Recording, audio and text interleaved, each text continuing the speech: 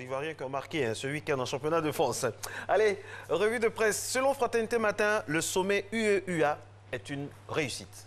Et oui, dans son éditorial, Venance Conan affirme que nous avions, à raison, douté de notre propre capacité finalement à organiser un tel événement. Certains ont même raillé les décisions prises par le gouvernement, notamment repeindre les voies et les bâtiments.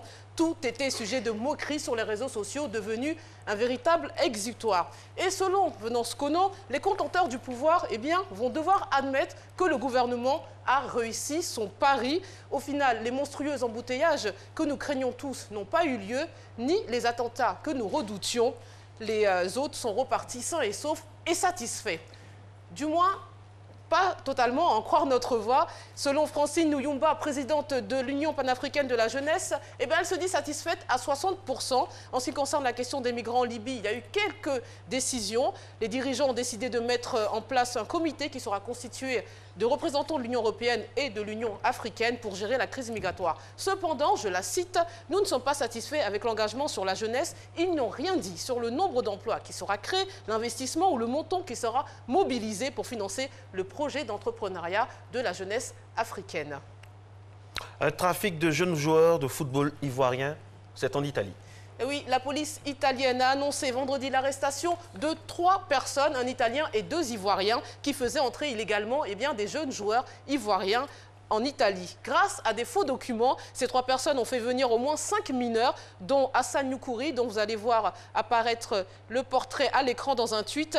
Aujourd'hui, âgé de 21 ans, milieu de l'Inter Milan, prêté il y a 1 an à l'Udinese, le chef du réseau est un Italien de 32 ans, nous dit l'article, qui repérait des jeunes talents ivoiriens et trouvait en Italie d'autres Ivoiriens en situation régulière, acceptant de se faire passer pour les parents du mineur.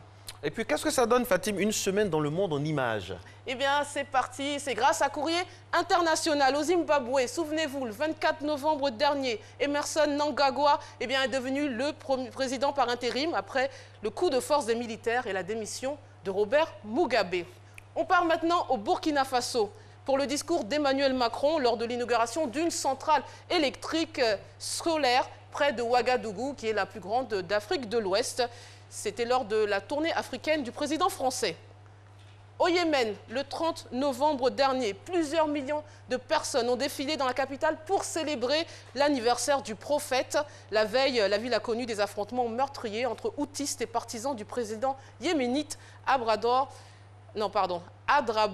Mansour Hadi, près de la grande mosquée de Salé. Et on part au Honduras maintenant. Les partisans du candidat de l'élection présidentielle Salvador Nasrallah manifeste devant le tribunal suprême électoral. Ce n'est pas cette photo.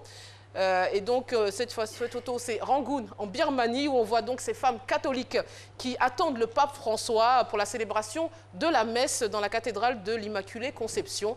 Lors de sa visite, le souverain pontife a aussi rencontré le chef du gouvernement Aung San Suu Kyi. Et on finit avec une image insolite. J'espère que ce sera la bonne, vous allez voir. Et oui, c'est celle-ci. On est à Bidi Bidi, en Ouganda, avec Gif Santos, un danseur soudanais en pleine représentation. Il participe aux auditions de Bidibi's Got Talent, un concours de danse organisé dans ce gigantesque camp de réfugiés. Allez, on se retrouve demain pour... Merci beaucoup. Tant que ça fait vivre, ça donne de l'espoir. C'est magnifique, cette initiative. Merci, Fatim, et bonne journée à vous.